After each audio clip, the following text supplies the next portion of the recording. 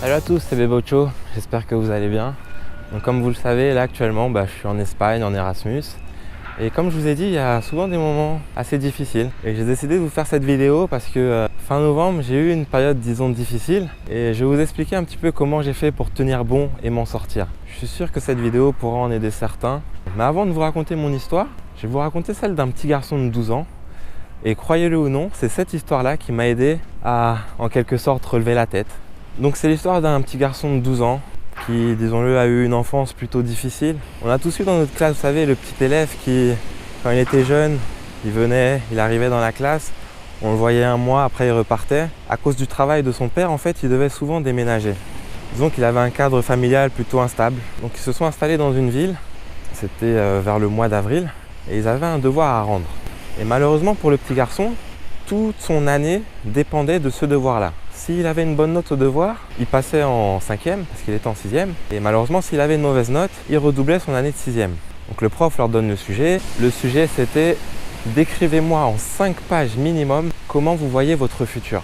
Donc le petit, il était plutôt enthousiaste. Il ne s'était jamais posé ce genre de questions, mais il était confiant. Il pensait qu'il pouvait le faire et donc valider son année.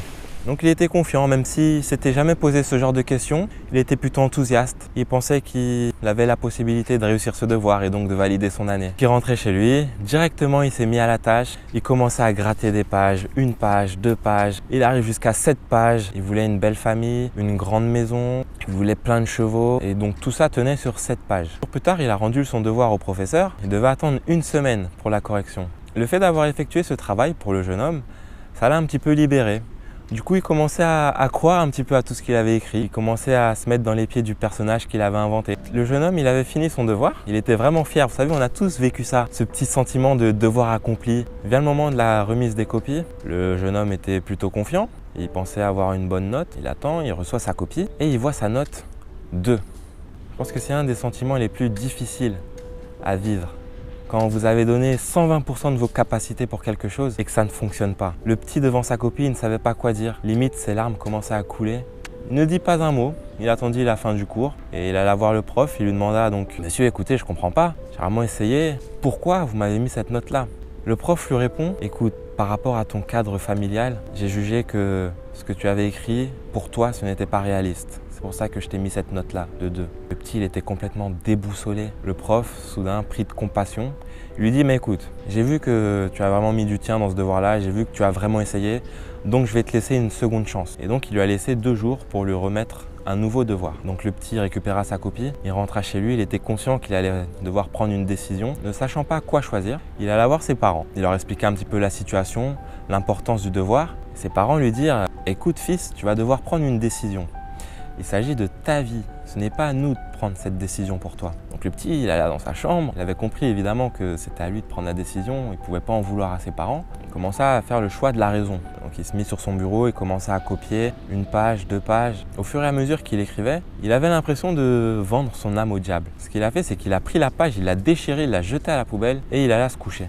Le lendemain, il arrive en cours, le prof l'interpelle et lui demande « Alors, est-ce que tu as eu le temps de refaire ton devoir ?» Et le petit le regarda avec un dédain et il lui dit « Écoutez monsieur, avec tout le respect que je vous dois, gardez votre 2, mais laissez-moi mon rêve. » Et le truc, c'est que le petit, quand il dit ça au prof, il dit pas ça en mode oui, il voulait sortir une punchline pour amuser la classe ou quoi que ce soit. Il le pensait vraiment. Pour le petit, c'était vraiment une épreuve terrible. Il a réussi à transformer ça en force et cette épreuve-là lui a permis de surmonter tous les obstacles qu'il a eus dans sa vie. Et je peux vous assurer que 20 ans plus tard, des 7 pages qu'il a écrites, il a tout réussi. Il a eu la famille, tous ses chevaux, la belle maison, la belle carrière.